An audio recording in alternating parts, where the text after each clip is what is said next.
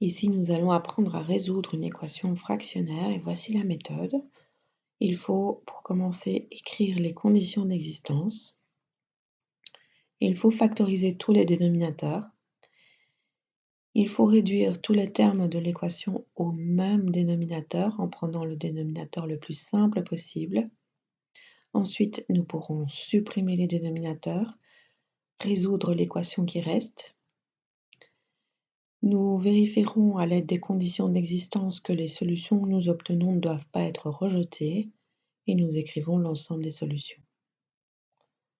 Donc regardons, nous allons essayer de résoudre l'équation moins 4x sur x carré moins 4x plus 3 plus 1 égale 2 sur x moins 1. Donc les conditions d'existence vont ici dépendre des dénominateurs. Tous vos dénominateurs doivent être différents de 0. Ici, il y en a 2, donc x moins 1 doit être différent de 0. Ça revient à dire que x est différent de 1.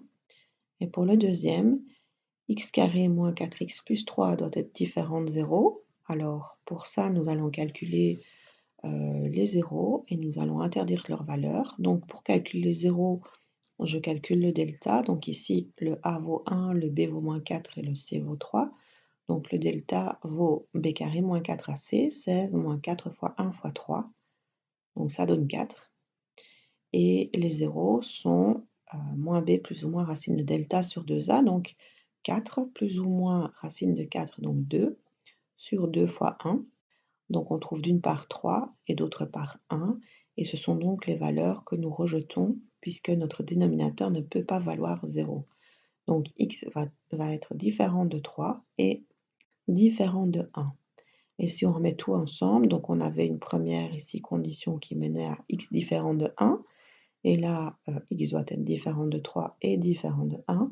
Donc au final, en condition d'existence, on a x différent de 3 et x différent de 1.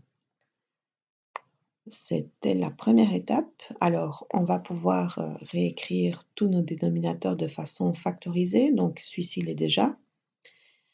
Et celui-ci, on va pouvoir utiliser la recherche des zéros qu'on a fait ici pour pouvoir l'écrire. Donc, x carré moins 4x plus 3, c'est a fois x moins x1 fois x moins x2. Donc ici, c'est x moins 3 fois x moins 1, puisque le a vaut 1. Donc, l'équation devient moins 4x sur x moins 3 fois x moins 1 plus 1 égale à 2 sur x moins 1. On va essayer d'écrire ça avec le même dénominateur le plus simple possible. Donc le dénominateur le plus simple possible qui va reprendre le tout, c'est x moins 3 fois x moins 1. Donc le premier terme reste identique.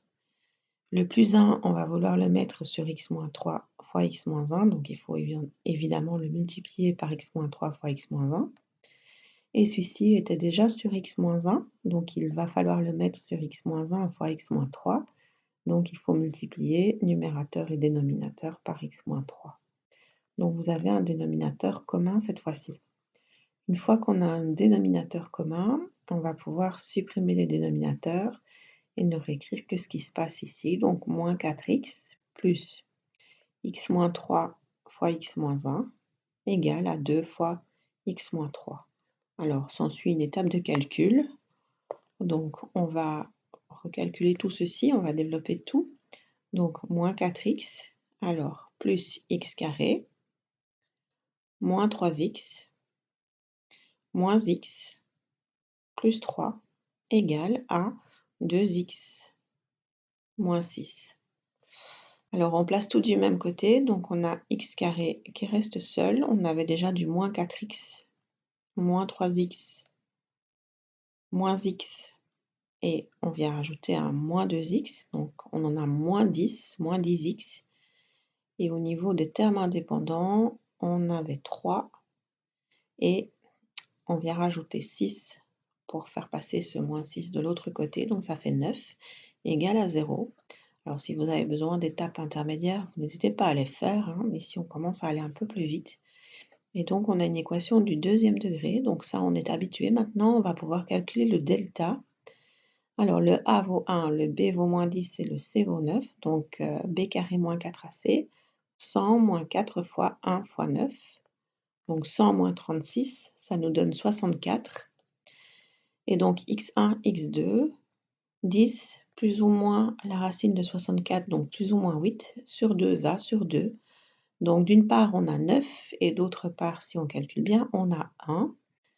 Alors par contre, maintenant, il faut vraiment aller regarder, quelles sont les conditions d'existence qu'on avait indiquées. Alors dans nos conditions d'existence, on a le fait que x doit être différent de 1, donc cette solution est à rejeter à cause des conditions d'existence. Celle-là, on peut la garder. Donc l'ensemble des solutions vaut 9.